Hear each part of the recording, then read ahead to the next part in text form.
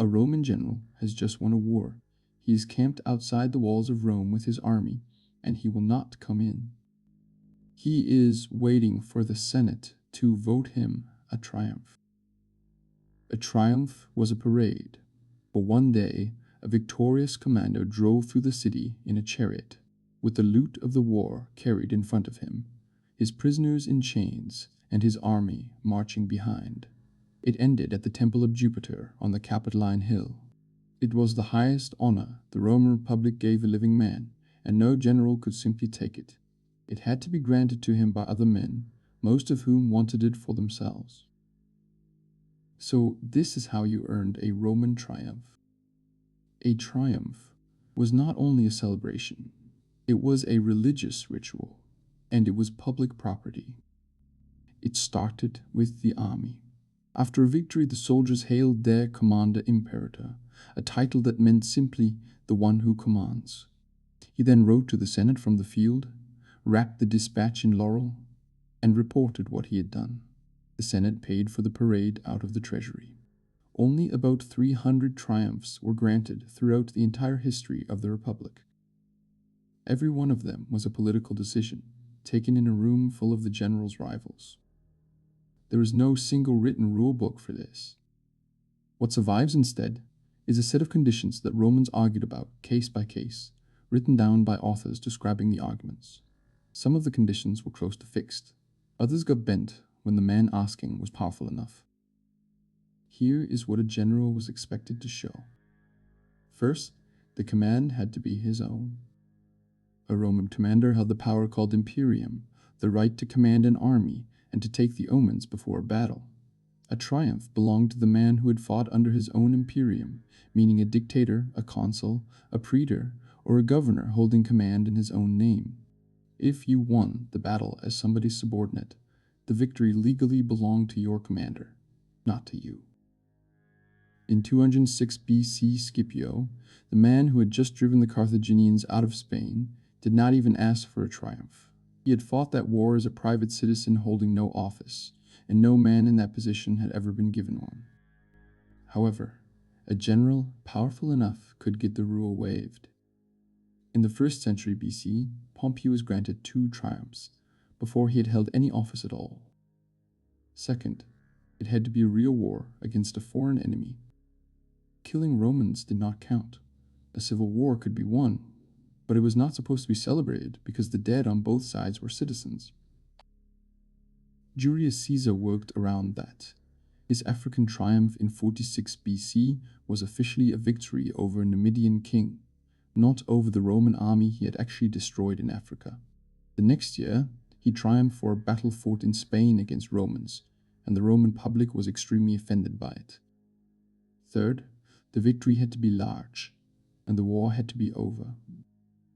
Our only source for a hard number is Valerius Maximus, a Roman writer of the 1st century AD, who reports a law setting the bar at 5,000 enemy dead in a single battle.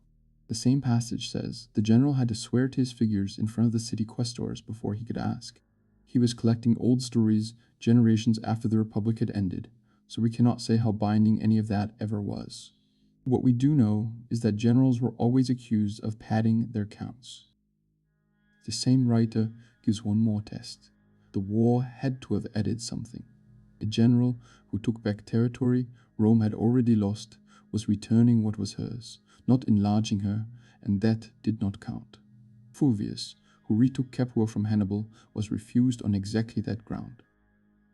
Past the counting, the expectation was that the fighting was finished, the enemy beaten, the province quiet, and the army brought home. That last piece mattered practically, because the soldiers walked in the parade. A general still at war could not have his day. And then, he waited outside the city. Rome had a sacred boundary called the Pomerium. The commander's imperium stopped at that line. If he crossed it, his command ended, and there was nothing left to celebrate. So he stayed out on the open ground north of the city, the Campus Martius.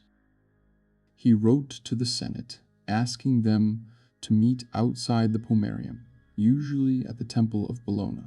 If they agreed to meet him, he would present his accomplishments to them in person and ask for permission to hold his triumph. Then the Senate voted. If they said yes, it went to the People's Assembly, which had to vote him the right to keep his command inside the pomerium for that one day. Only then could the parade happen. The wait could be long. Lucullus came back from years of war in the east and sat outside Rome for 3 years while his enemies in the Senate blocked him. He got his triumph in 63 BC. Say the votes go his way.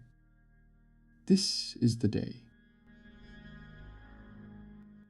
A procession forms up at dawn in the Campus Martius and enters through a gate used for nothing else, the Porta Triumphalis, the Triumphal Gate. The front of the parade is evidence of the victory.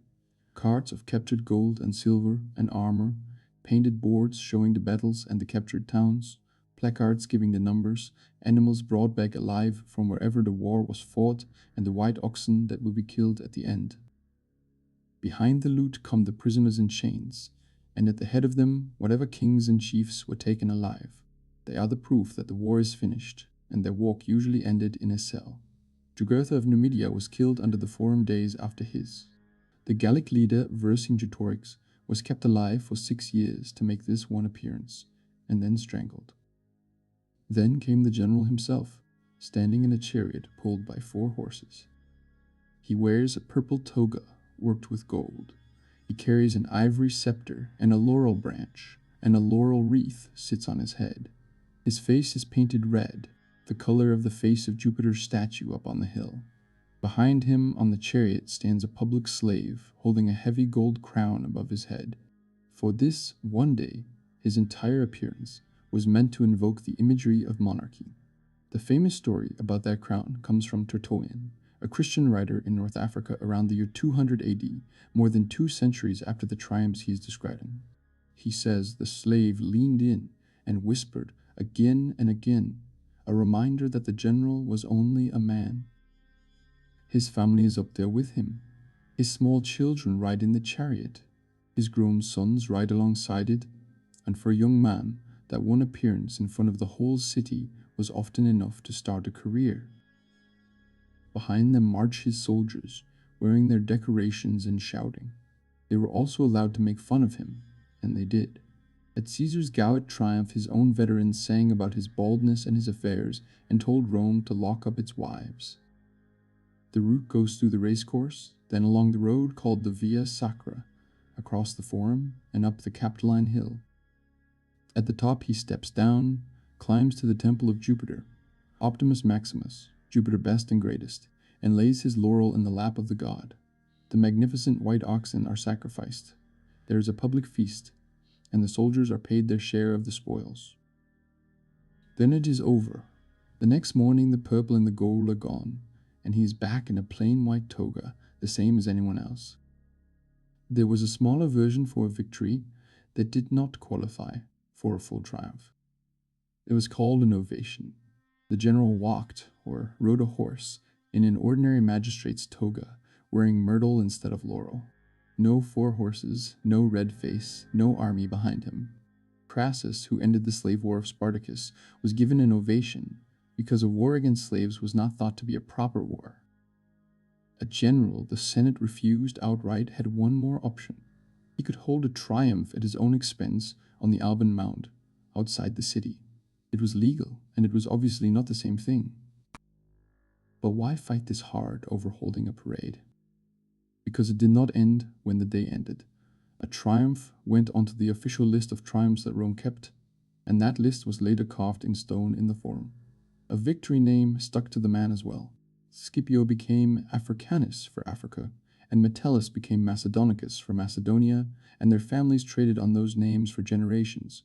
Out of his share of the loot, the general built a temple, or a portico, or a theater, with his name on it. The wreath and the purple were brought out by his family at funerals for generations.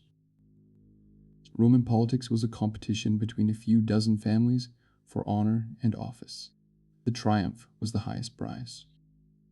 In 29 BC, 2 years after beating Antony and Cleopatra at Actium, Octavian, who would soon be called Augustus, held a triumph on 3 days running, for Dalmatia, for Actium, and for Egypt.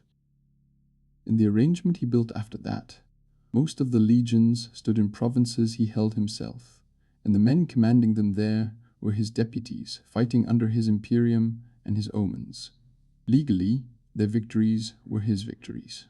The Senate could still vote a triumph, but the men doing the fighting no longer met the first condition.